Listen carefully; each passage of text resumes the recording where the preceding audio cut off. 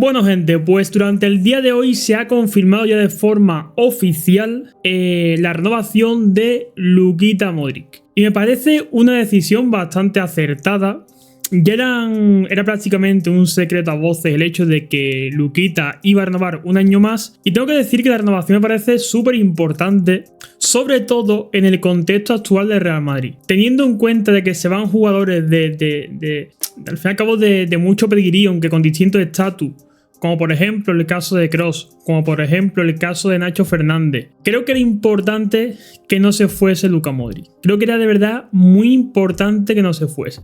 Si al fin y al cabo, por ejemplo, llega a salir Kroos solamente, pues tú dices, bueno, Kate, se va también Modric, queda Nacho, o viceversa. Pero en el caso de que se han ido tanto Kroos como Nacho, de verdad que me parecía fundamental el hecho de que este añito, que al fin y al cabo es un año en parte un poco de transición, porque claro, tenemos todo el equipazo que no lo parece, pero al fin y al cabo se van jugadores importantes que han estado muchos años, y digamos que más transición, sobre todo me refiero en cuanto a el ambiente de plantilla al fin y al cabo, porque se van, como digo, dos futbolistas súper importantes con mucha jerarquía como es Kroos y Nacho Fernández. Y creo que para que haya, digamos, esa transición dulce en cuanto al ambiente del vestuario y tal, me parece, ¿verdad?, fundamental el hecho de que esté Luka Modric. También ya incluso el simple hecho de que lleguen jugadores jóvenes como Endricky, el hecho también que llega Mbappé, creo que de verdad va a venir muy bien el hecho de que un tío como Luka Modric, que lo ha ganado todo, que ha ganado incluso el Balón de Oro, esté presente en la plantilla de Real Madrid. Y ojo que incluso para mí puede ser útil. Para mí Luka Modric en muchos partidos puede ser útil.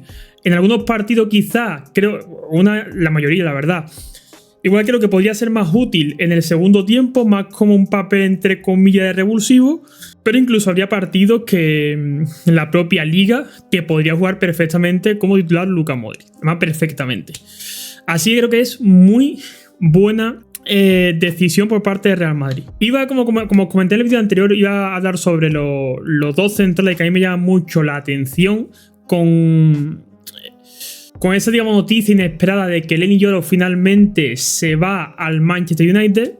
Pero al final con esta noticia Luka Modric he preferido acaparar, digamos, esta noticia, que al fin y al cabo creo que también es muy importante, porque como digo, era un secreto a voces, pero no se estaba a confirmar 100%, no era algo 100% seguro, ahora sí. Y de verdad creo que es importante. Yo entiendo que el hecho de que Modric haya renovado, en la situación en la cual estamos, de que llega Endrick, llega Mbappé, hay pendiente para que llegue también un central.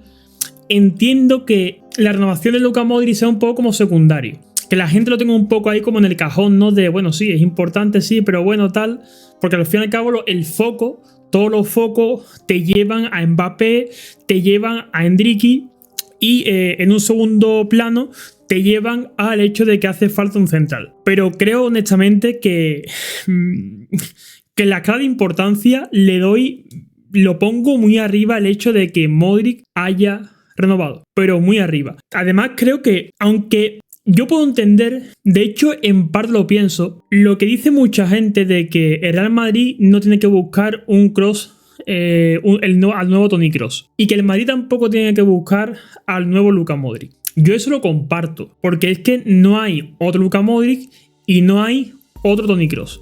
Es evidente, pero sí que creo que es necesario jugadores con ese perfil, porque creo que al fin y al cabo, de una forma o de otra, y el fútbol ha evolucionado muchísimo, pero al fin y al cabo siempre es importante tener a ese futbolista al centro del campo que te cree juego.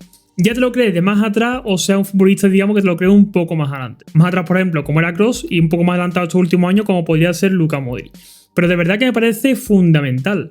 Es verdad que en estos últimos años, por ejemplo, Fede Valverde ha cogido más protagonismo en el tema de un poco, entre comillas, la creación, ¿no? Es verdad que de vez en cuando da pases en profundidad, tal, pero es que no lo veo, digamos, un creador. Sí es verdad que lo veo que estos últimos años ha tenido, digamos, un papel más importante en cuanto a que a veces da ese último pase, da ese balón en profundidad, pero no veo, por ejemplo, a Fede Valverde que sea ese jugador que digamos, sea quien la pida y que se ponga a crear juego, como podría hacerlo hasta ahora Kroos o el propio Luka Modric. Porque si por ejemplo el equipo tiene complicaciones para tener la pelota, tanto Kroos como Luka Modric tienen la capacidad para bajar y decir, dámela a mí y no te preocupes que yo hago jugar.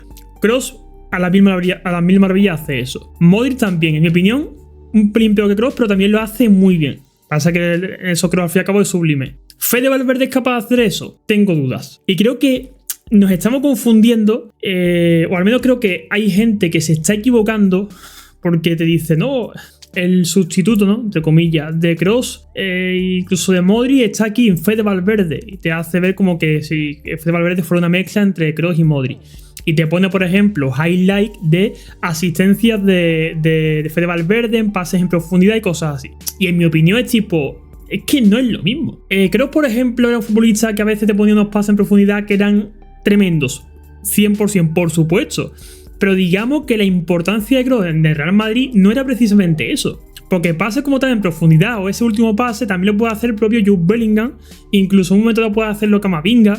Hay más futbolistas que pueden hacer eso, incluso el propio Arda Güler. Y coincido en plan que esta labor también la está haciendo últimamente mucho, cada vez más Fede Valverde. Pero es que es muy distinto eso. Para mí lo que es de vital importancia, y creo que a día de hoy, salvando a Luka Modric, no hay ningún especialista en el Real Madrid, es en ese futbolista que cuando al fin y al cabo la pelota, digamos, quema, el balón quema, ya sea porque el equipo rival te presiona mucho, ya sea porque hay cansancio, por mil motivos. Ese jugador que coge, baja y dice, dámela a mí, que yo aquí pongo a jugar al resto. Y de verdad, Fede Valverde, al menos a día de hoy, no es ese futbolista. No lo es. Por supuesto que evidentemente habrá que cambiar la forma de jugar. Por supuesto, pero siendo realista, va a haber muchos partidos que al fin y al cabo va a hacer falta ese perfil sí o sí. Y que el fútbol evoluciona, estoy de acuerdo, pero al fin y al cabo, yo que sé, el 90%, 80-90% de todos los equipos, digamos, punteros, sobre todo digamos de la época más moderna, porque al fin y al cabo antiguamente, como jugaban con menos defensa, no hacía tanta falta, digamos, ese perfil de creador, porque al fin y al cabo había menos defensa, era todo mucho más ofensivo. Pero digamos, de fútbol moderno, es que me parece, no voy a decir imprescindible, porque tampoco creo, pero súper importante la figura de ese futbolista creativo. Me parece súper importante. El Madrid, por ejemplo, en estos últimos tiempos, lo tuvo, por ejemplo, en su momento con... Ahora hablo de época más reciente. Por ejemplo, Xabi Alonso, se fue Xabi Alonso, vino Toni Kroos y básicamente se ha sido el centro del campo desde esta etapa tan gloriosa de esta última década de Real Madrid. Bueno, última década, sí, prácticamente última década. 10-12 años aproximadamente.